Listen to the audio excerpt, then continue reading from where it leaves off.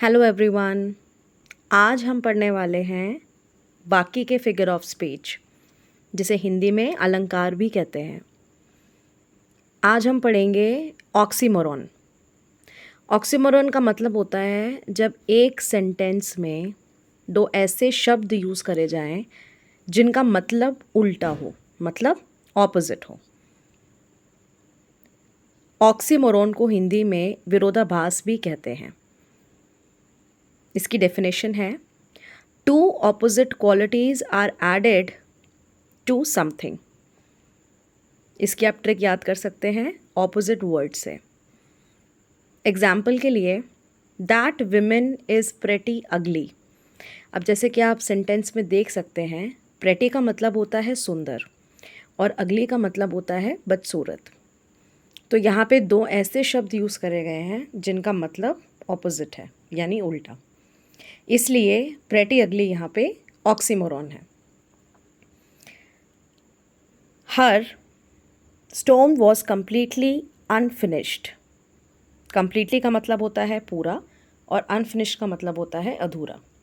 ये फिर से एक ऑक्सीमोरॉन का एग्जाम्पल है। The show was seriously funny.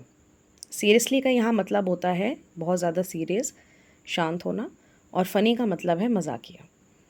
तो इन तीन एग्जाम्पल से आपको समझ आ गया होगा कि ऑक्सीमोरॉन वो पेयर ऑफ शब्द होते हैं जिनका मतलब एक दूसरे के बिल्कुल ऑपोजिट होता है। अब हम पढ़ेंगे एलिट्रेशन, जिसको हिंदी में अनुप्रास भी कहते हैं। Having the same consonant sound.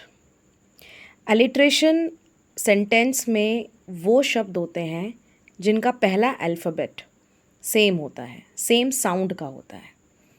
For example, Reena's kids kept playing. यहाँ पे किड्स और केप्ट में का की साउंड जो है वो कॉमन है। The figure of speech used here to having the same consonant sound letter. Betty Botter bought a bit of butter. इस एग्जाम्पल में आप देख सकते हैं कि बी की साउंड, ब की साउंड रिपीटेटिव है। I have stood still and stopped the sound of feet. इस सेंटेंस में सा की साउंड जो है, जो कि एक कॉन्सोनेंट भी है, उसकी साउंड रिपीटेटिव है। इसके बाद हम पढ़ेंगे हाइपरबोल, जो कि है अतिशयोक्ति अलंकार। हाइपरबोले का मीन होता है जब हम कोई सेंटेंस को बहुत बड़ा चढ़ाकर लिखते हैं, जो कि रियल में मानना थोड़ा मुश्किल होता है। एग्जाम्पल के तौर पर, I am so hungry I can eat a horse.